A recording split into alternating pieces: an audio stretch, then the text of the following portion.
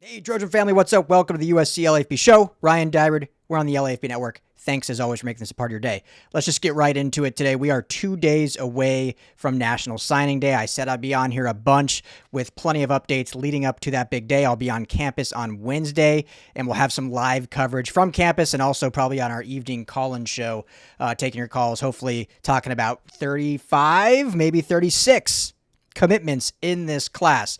So the first part on this video, I'm not going to belabor much. I did a video just last night about it. It was trending this way. I've done multiple videos in the past weeks about it, so we'll just be very quick. Kaden Dixon Wyatt, elite wide receiver from modern day, has now received multiple predictions from some of the recruiting experts to indeed flip to USC. As I said last night, I was feeling good about it based on some conversations I had. I credited some other sources that had talked about it, and now officially, as of this morning, you have Steve Wiltfong of Rivals, Greg Biggins of Rivals, and Adam Gorney of Rivals all putting in predictions for him to ultimately flip. Now, we'll see if that officially happens. Obviously, this is not an official word.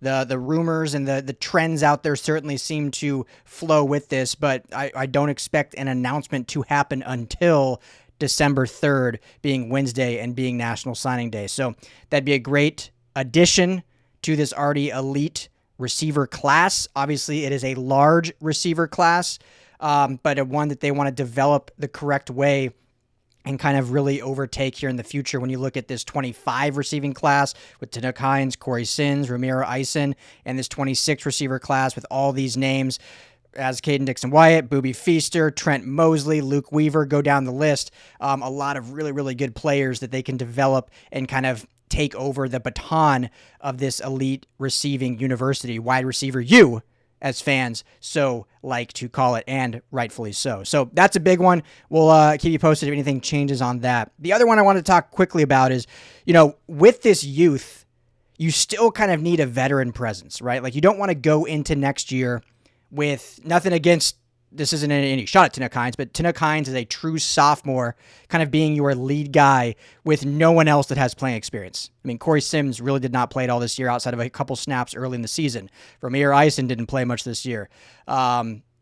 We have Zacharias Williams most likely coming back, but he was hurt most of the year. What's going to happen with Prince Strawn? He was hurt most of the year. Is he coming back potentially? I think he has 1 year of eligibility left.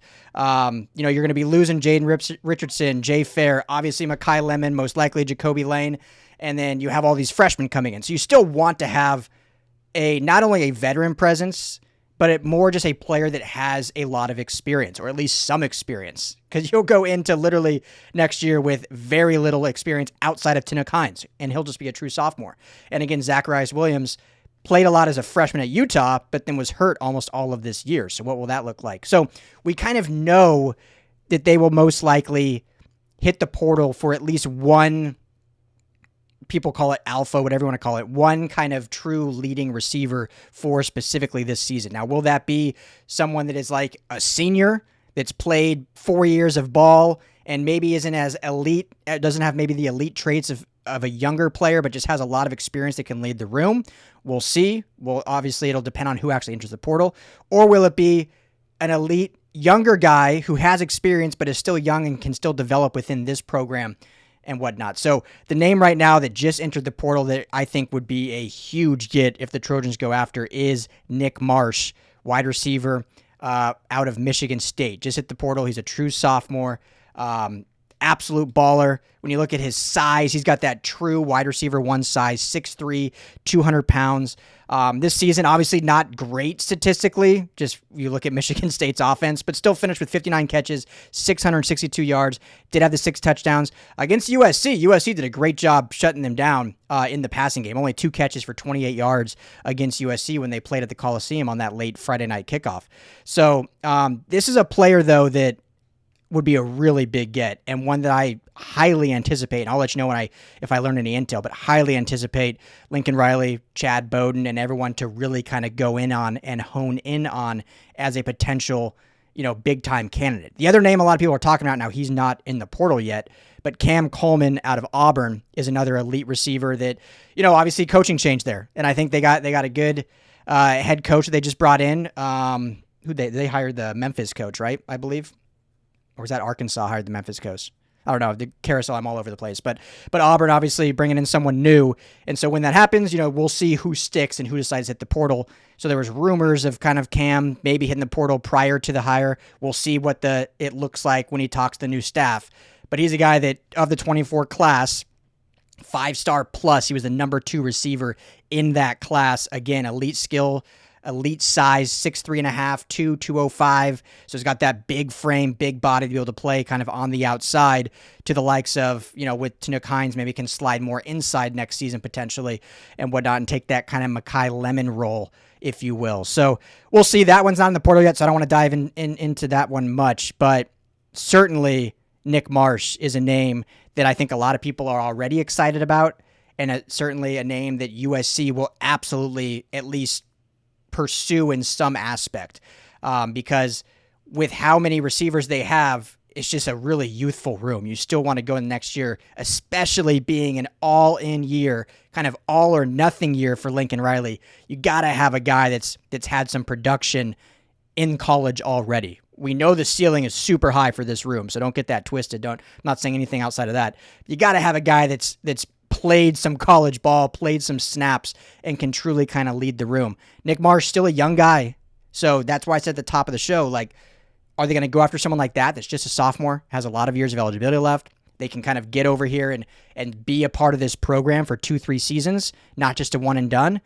Or will they look at someone that's just mainly a one and done, just kind of like come in this year, be that guy that can, like a Jordan Addison, if you will, be that guy that is a one-year wonder with you, can lead the room, can help these young guys groom, and then goes off to the NFL next season. So we'll see what the approach looks like, but I certainly think that they'll definitely look at Nick Marsh, and then we'll see what other names enter kind of this month, as it's going to be a wild one. So a lot more coming down the pipeline for you. Like I said, I'll be on campus on Wednesday. Be back with Tim and Madman throughout the week as a lot of recruiting stuff. Plus, we'll put a bow on this season, kind of talking the end of the Victory Bell game and all that fun stuff. So if you have not already, please hit that like and subscribe button. Really appreciate you guys as we keep growing this. If you want to become a member of the channel, helps us out a ton monetarily, would mean the world to me, and you can certainly get some perks as well, including merch discounts, access to our message boards as we're continuing to grow that, and all that fun stuff. So let's keep this rolling, keep this growing. It's going to be a fun offseason, Trojan family, a lot of fun stuff, not just to talk about, but I think a lot of fun inner workings happening within this program. Thank you, family, and as always, fight on. Hey, Trojan family, thank you so much for hanging out and watching the USC LAFB show. Before you go, let me tell you quickly about our friends over at Sleeper. Go right now, download the Sleeper app. It's the #1 sports app, not just for season-long fantasy, but they've got live pickers, they've got live stat updates, they've got a chat you can chat with other users, plus the daily pick'em, which is a blast, or daily fantasy, whatever you want to call it. You go and pick 2 to 8 players across any sports. If you're talking USC, go choose Jaden Mayava in his next matchup. Pick more or less passing yards, more or less touchdowns. You stack those, and you can win real money. When you go to make your first deposit, make sure you use our promo code USC LAFB. You're going to get a match deposit up to $100. Put in $100, you get $100 free to play with from Sleeper. Put in $10, they'll match you that $10, so now you're sitting at $20 to play with. But also, right now, for any new users, no deposit required. You get $20 free entry. You can stack both. You can get the $20 for free, go make a deposit, use USC LAFB, and now you've got a bunch of free money to play with right there on the Sleeper app. Check it out, Trojan family, and when you do, tell them the guys at the USC LAFB sent you.